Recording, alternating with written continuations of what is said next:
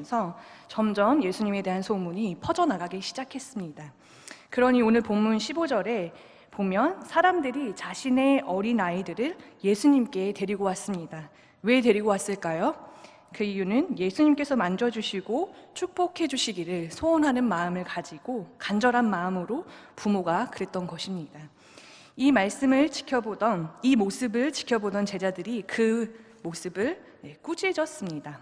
아마도 이 제자들은 예수님의 사역을 조금이라도 잘 보필하고자 어린아이를 데리고 오는 그 부모를 물러가게 한 것일 겁니다. 근데 너무나도 많은 사람들이 예수님을 만나고 싶어 했었기 때문에 그런 예수님께서 어린아이들까지 상대해 줄 시간은 없다고 제자들은 생각했던 것 같습니다.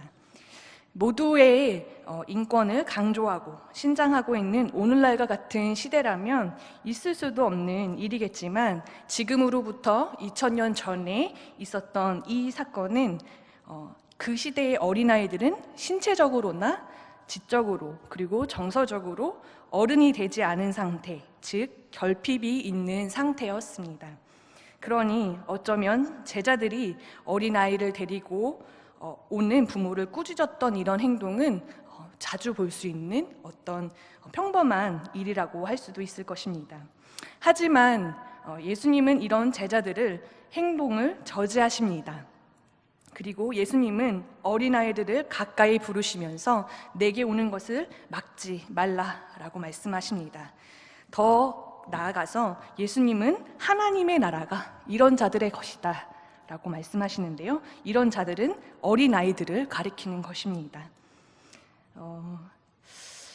여러분 어린아이 좋아하시나요? 다들 좋아하시네요. 어린아이 하면 무엇이 떠오르시나요? 네, 솔직함, 귀여움, 외모를 평가하시네요. 네. 착하다, 해맑다, 꾸밈이 없다, 이런 아마 단어들이 생각이 나실 것입니다. 그런데 진짜 어린아이들이 착한가요? 저에게는 3살 많은 친오빠가 있습니다. 그런데 제 친오빠가 결혼을 좀 일찍 한 편이라 아이가 3이나 있는데요. 그래서 첫째 조카가 지금 9살이고 둘째 조카가 7살, 그리고 셋째 조카가 5살입니다. 작년부터 새언니가 육아휴직을 마치고 6월부터 복귀를 해서 지금은 이천에 사시는, 제 고향이 이천입니다. 거기에 사시는 제 부모님께서, 특별히 어머니시죠. 어머니께서 서울 오빠네 집으로 3박 4일씩 출장으로 오고 계십니다. 나머지 이 일은 사돈 어르신께서 이렇게 도와주고 계시는데요. 이렇게 어머니께서 오빠네 집에 올라와 있으면 죄 없는 저희 아버지도 덩달아서 3박 4일씩 혼자 생활을 하시게 됩니다. 은퇴하신 지 몇 년 되지 않으셨는데 노년의 여가와 자유시간을 반납하고 손주들을 돌보느라 헌신하는 모습을 보면 마음이 짠합니다. 작년 6월부터 저희 어머니는 이 생활을 시작하셨고 이제 약 1년이 되어가고 있습니다. 작년 가을쯤에는 저와 통화를 하시면서 손주 육아의 어려움을 토로하시기도 하셨는데요. 육체적으로는 아이들의 등원과 하원, 그리고 하원길에 빼놓지 않고 들리는 곳이 있는데 거기가 어디인지 혹시 아신가요? 아시나요? 어디요? 네, 슈퍼마트. 틀렸습니다. 놀이터입니다. 그렇게 그 집 앞에 있는 아파트 놀이터, 그 어린이집 앞에 있는 놀이터, 거기를 꼭 들려서 1시간씩 꼭 놀아야 합니다. 그리고 집에 와서는 간식을 챙겨줘야 되고요. 첫째 아이가 학교를 하고 나면 학원을 가는 시간들을 또 잘 맞춰서 내보내야 되고, 또 저녁을 준비하시면서 청소도 같이 하십니다. 더불어 자신의 자녀가 아니기 때문에 그 아이들의, 그 손주들에 대한 육아의 방침은 당연히 아들과 며느리의 입장을 따라야 하지만 그 부분도 쉬운 것은 아닌 것 같습니다. 그런데 이런 모든 것들보다 더 어려운 건 무엇이었냐 하면 늘 반갑고 환영받는 할머니와 손주와의 관계가 매주 3박 4일간의 시간을 함께 생활하면서 할머니는 어느샌가 엄마처럼 아이들이 싫어하는 어떤 말들을 해야 하는 것입니다. 손주가 3명이다 보니 중간에 끼어있는 둘째 손녀가 좀 이렇게 사랑을 좀 덜 받았는지 아니면 관심을 받고 싶은지 뭔가 표현을 좀 세게 하는 편이 있어요. 네, 밑에 동생도 막 때리고 언니한테도 막 화내고 둘째가 좀 그렇더라고요. 모두 다 그런 건 아닙니다. 저희 조카에 한해서 그렇다는 거고요. 그 둘째 녀석이 할머니와 사이가 좀 틀어지고 마음에 들지 않으면 꼭 하는 말이 있는데 할머니 집에 가 이거예요. 할머니 집에 가라 그래요. 그러면 이 말을 들으면 제 어머니는 상처를 받으시는 것 같아 보였어요. 똑같은 사람인지라 아무리 어린 손녀가 하는 말일지라도 상처가 될 수 있죠. 물론 그때는 초반이었기 때문에 서로 적응하는 시간이 필요했던 것 같습니다. 물론 지금 현재 제 어머니 홍 권사님은 신앙의 힘으로 손주들을 잘 돌보고 계십니다. 걱정하지 마세요. 다시 질문하겠습니다. 어린 아이가 착한가요? 우리가 굳이 성선설이냐 성악설이냐를 따지지 않더라도 우리 모두 어린아이와 같은 시간을 겪어왔기 때문에 분명하지 않지만 어렴풋한 우리의 기억 속에 내 자신이 그렇게 착하지 않았다는 것을 어렵지 않게 발견할 수 있을 것입니다. 반응이 없네요. 그럼 저만 착하지 않았던 걸로 하겠습니다. 다른 분들은 다들 착하셨나 봐요. 넘어가겠습니다.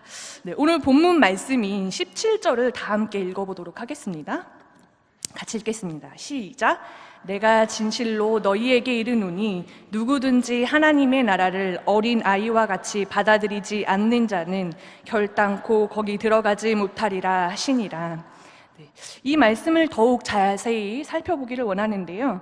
어린 아이와 같이의 이 가치는 모모처럼으로도 대체가 가능한 조사입니다. 이 조사는 그 말의 뜻을 도와주는 품사로 문장을 더욱 구체적으로 만들어주는 역할을 하는데요. 예를 들면 이렇습니다. 가죽같이 메마르고 딱딱한 손, 돌같이 딱딱한 마음, 엄마처럼 따뜻하신 분으로 사용이 가능합니다. 따라서 오늘 본문 말씀에 나오는 어린아이와 가치를 신체적으로 나이가 어린 아이로 그저 문자적으로 해석만 한다면, 거기에 멈춘다면 안 될 것입니다. 더 나아가 예수님께서 어린아이를 빗대어 진짜로 하시고 싶으셨던 말씀의 뜻을 살펴보기를 원합니다. 오늘 본문은 의사 누가에 의해서 기록된 복음서입니다. 다른 복음서에 비해서 누가는 시간 순서대로 복음서를 기록한 것이 큰 특징 중에 하나입니다. 의사라서 그랬을까요? 뭔가 조금 더 시간 순서대로 흐름에 따라서 복음서를 기록했는데요. 그리고 이 누가가 쓴 또 다른 신약 성경의 또 다른 책이 있는데 유일한 역사서 사도행전도 누가에 의해서 기록이 되었다라고 합니다. 다시 본문으로 돌아가세요. 오늘 본문의 조사와 함께 사용된 어린아이와 가치는 본문의 맥락 속에서 살펴보면 더 분명해질 수 있다는 것입니다. 오늘 본문 말씀 바로 직후에는 부자 관리가 예수님을 찾아옵니다.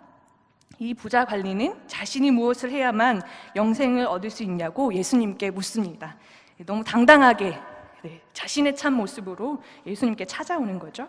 그리고 예수님은 계명들을 읊어주십니다. 간음하지 말라, 살인하지 말라, 도둑질하지 말라, 거짓 증언하지 말라, 내 부모를 공경하라. 이 부자 간원은 내가 어렸을 때부터 지켰습니다 라고 자신 있게 대답합니다. 그런 부자 관리에게 예수님은 내가 부족한 것이 한 가지 있는데 내게 있는 것을 다 팔아 가난한 자들에게 나눠주라 라고 말씀하십니다.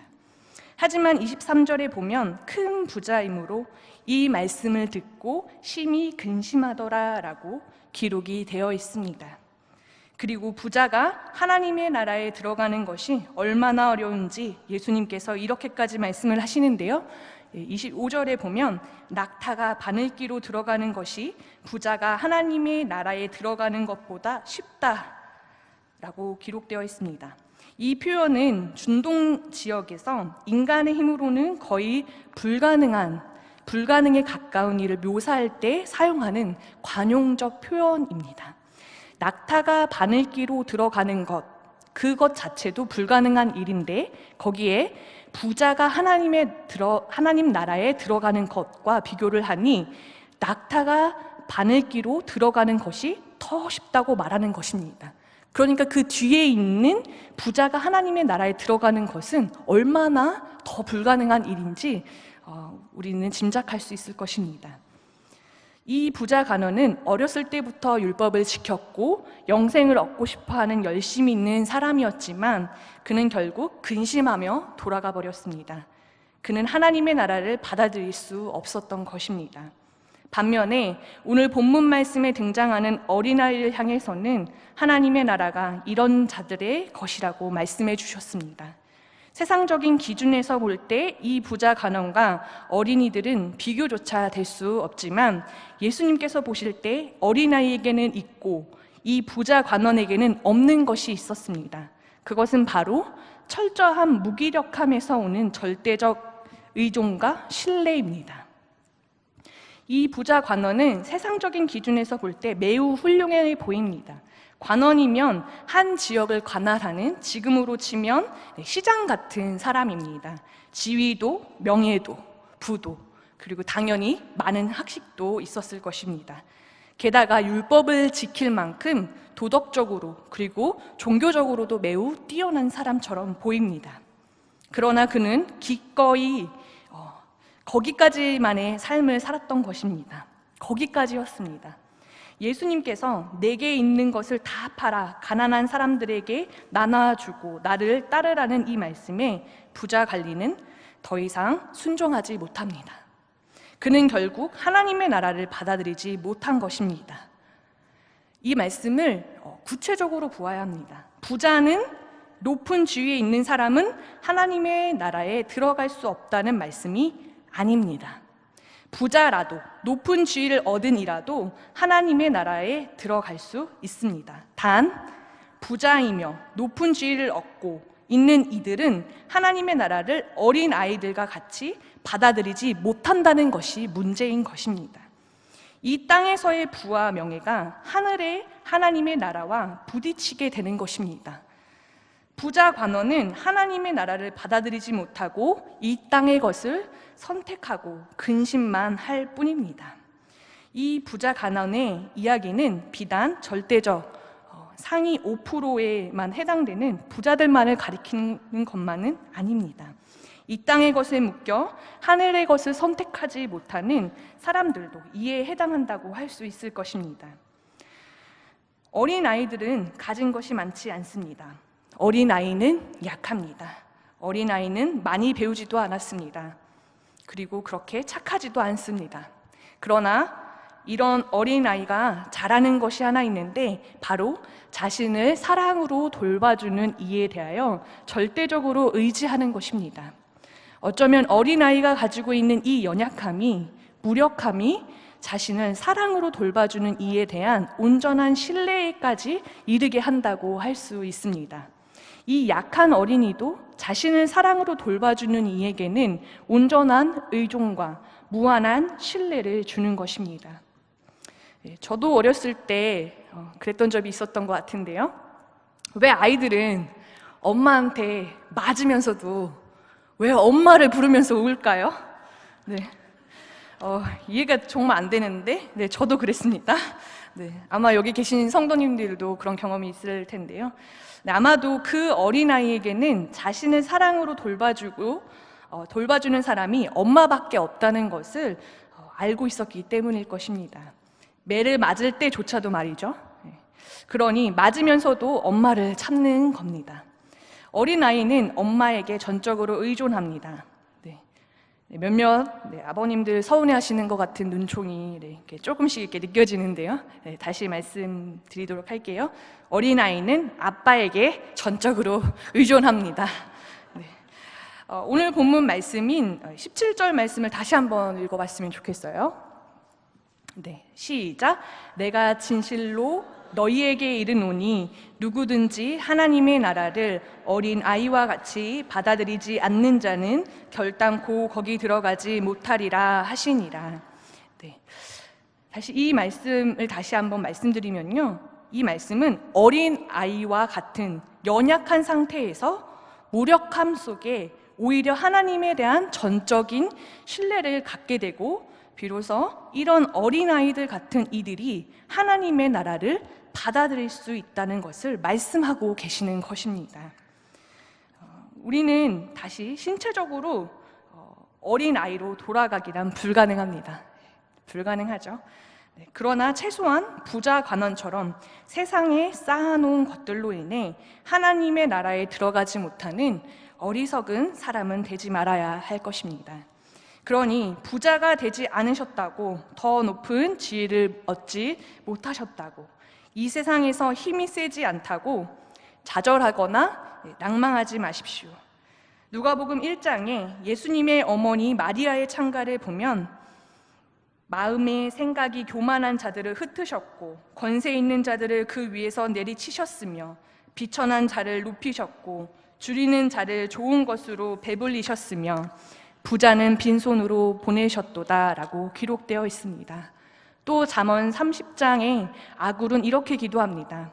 나를 가난하게도 마옵시고 부하게도 마옵시고 오직 필요한 양식으로 나를 먹이시옵소서. 어쩌면 지금의 우리의 모습이 연약하기에 지금 이 예배의 자리에 나올 수 있었는지도 모릅니다. 하나님의 앞에서 어린아이와 같이 한없이 약해집시다. 그리고 하나님을 한없이 의존하고 신뢰합시다.